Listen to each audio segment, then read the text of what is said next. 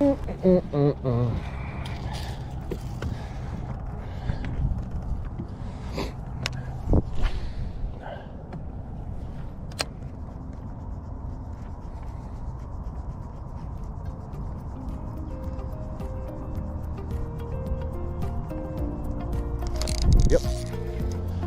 There's some all.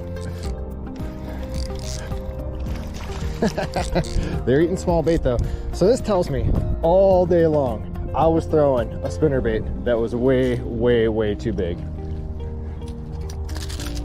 Because that was the first cast with that bait, and that is not a big fish, but that's the size fish I was catching on the spinnerbait. I probably should have switched it up to, like, I got much smaller spinnerbaits I could have been throwing. I know better.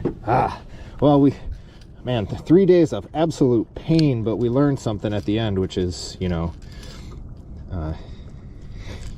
hugely important.